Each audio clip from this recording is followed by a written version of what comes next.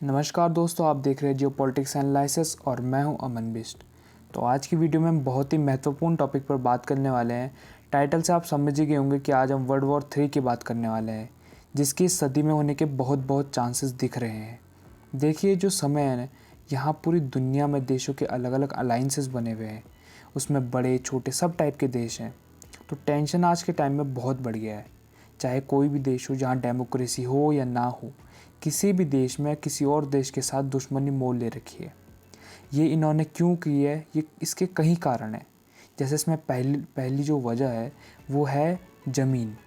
इसे आप ऐसे समझ सकते हैं कि दुनिया की आबादी बहुत तेज़ी से बढ़ रही है और लोगों के पास रहने की जगह कम पड़ रही है और रिसोर्सेज की भी बहुत कमी है। ऐसा नहीं है कि सिर्फ रहने के लिए ज़मीन ज़रूरी है, इसके अलावा देशों को अपने प्रोग्राम दुनिया में अपना दबदबा बनाने के लिए ये ज़रूरी है। और दूसरा हम कह सकते हैं कि जो बहुत ही ख़तरनाक और बेवकूफ़ी है वो है धर्म के आधार पर लड़ना। देखिए, मैं बोलना चाहूँगा कि कोई भी धर्म आपके रवैये, आपकी सोच को नहीं दर्शाता है। आपकी सोच, आपके काम, आपके माहौल पर निर्भर है। जैसा आपका बचपन बीता होगा वैसे ही आप करोगे, जैसा आपको सिखाया गया होगा वही आप करोगे।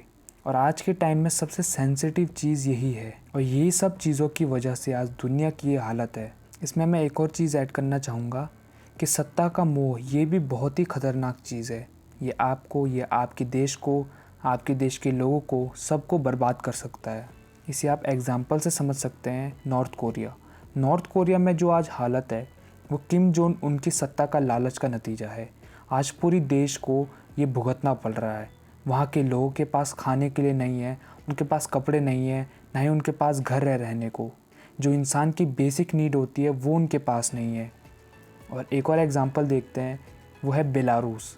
ये एक यूरोपियन देश है जो कि यूएसआर से टूटकर अलग हुआ था और तब से अब तक वहाँ का एक ही प्रेसिडेंट बना हुआ है, वो है अलेक्जेंडर लुकाशेना।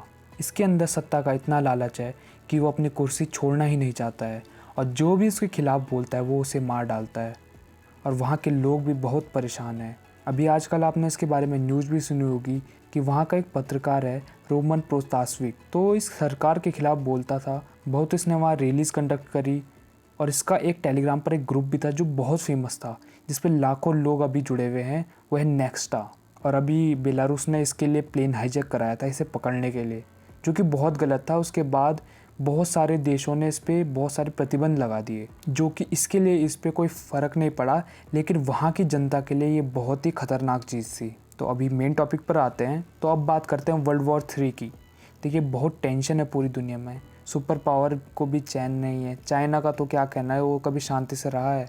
और इज़राइल और पैलेस्टीन का भी बहुत कुछ चल रहा है और आगे बहुत कुछ हो सकता है। इसके ऊपर भी बहुत जो लोग कह रहे हैं, बड़े बड़े जो देशों के अलाइंसेज हैं वहाँ बात चल रही है। मुस्लिम कंट्रीज़ के ऊपर भी बहुत वो चल रहा है।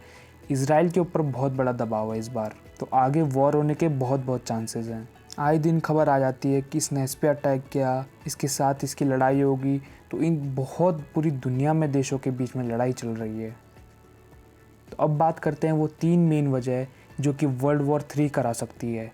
वैसे वजह तो कई हैं, पर हम बस 3 पर फोकस करेंगे। तो बढ़ते अपनी पहले और बहुत ही जो जिसके बारे में मैं कहूँगा 75% चांस है वॉर कराने के, तो ये है साउथ चाइना सी। देखिए, ये अगर 2-3 देशों के बीच होता तो मैं कहता कि हाँ, मामला सुलझ सकता है। इंटरनेशनल प्रेशर हो गया, यूएन हो गया, बहुत सारी ऐसी ट्रीटीज़ होती हैं, तो ये मामला सुलझ सकता है। बट यहाँ पे 1-2 देश की बात नहीं है, यहाँ पे मौजूद है 6-7 देश, जिसमें कि है चाइना। देखिए, जहाँ चाइना होता है ना वहाँ तो कहानी ख़राब हो जाती है।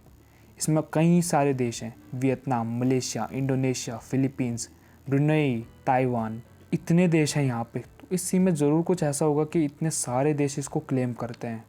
तो मैं आपको पूरा शॉर्ट में बताऊँगा और इसके ऊपर पूरी एक्सप्लेनेशन, साउथ चाइना सी के ऊपर पूरी एक्सप्लेनेशन लेकर मैं आ रहा हूँ नेक्स्ट वीडियो में। तो वहाँ पे आपको पूरा मैटर पता चलेगा कि कहाँ से शुरुआत होती है इसकी। देखिए, इसकी शुरुआत बहुत पहले से हो रही है, वर्ल्ड वॉर 2 के बाद से इसकी शुरुआत हुई है। तो वहाँ पे आप समझ सकते हैं कि हाँ, क्या इसका सीन है और आगे क्या हमारे फ्यूचर पे क्या इम्पैक्ट है इसका। तो यहाँ पे आपको एक बात पता होगी, किसी भी देश का किसी भी वाटर बॉडी पे हक उतना ही होता है, या तो वो उस देश के अंदर आए या तो उसके ज़मीन से वो 200 माइल तक हो। जितना भी एरिया कवर करे वो पूरा उस देश का होता है। और ये एक इंटरनेशनल लॉ है जो कि हर देश पर अप्लाई होता है। तो जैसा कि आप फ़ोटो में देख सकते हैं, इन सब देशों का अपना अपना समुंदर का हिस्सा है और जो ये बीच में खाली जगह है ये एक इंटरनेशनल बाउंड्री है। यहाँ कोई भी देश अपना हक नहीं जमा सकता है। तो अभी चाइना क्या कर रहा है, वो यहाँ आर्टिफिशियल आइलैंड्स बना रहा है और यहाँ आर्मीज डिप्लॉय कर रहा है। और वो ये क्यों कर रहा है, क्योंकि यहाँ रिसोर्सेज की भरमार है।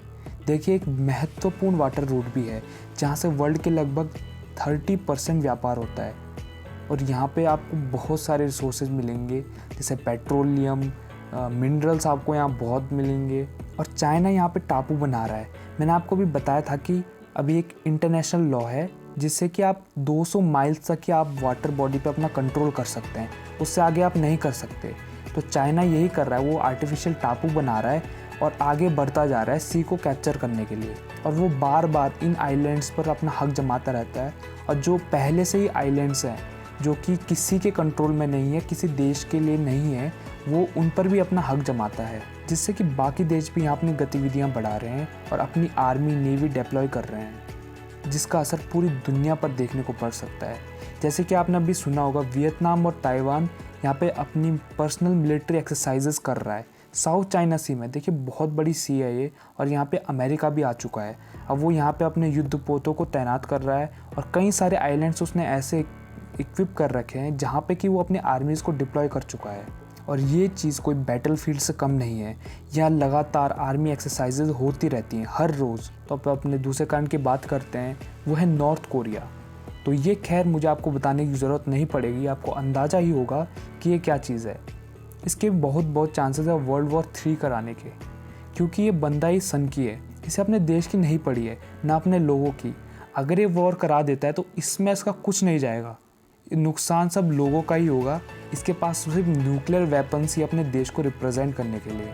और ऊपर से चाइना भी इसका बहुत अच्छा दोस्त है और बहुत चांसेस है कि अगर वॉर होती है तो चाइना इसका साइड ज़रूर लेगा। अब बात करते हैं हम तीसरे कारण की, जो कि है इंडिया चाइना वॉर, जिसके बहुत चांसेस दिख रहे हैं हमें। और ये सब चाइना ज़मीन हथियाने के लिए कर रहा है।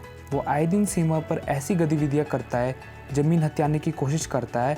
और भारत एक ऐसा देश है जिसका दबदबा आज के टाइम पे पूरी दुनिया में है और लगभग आधी से ज़्यादा दुनिया भारत को पसंद करती है और भारत के साथ मुश्किल वक्त में खड़ी रहती है।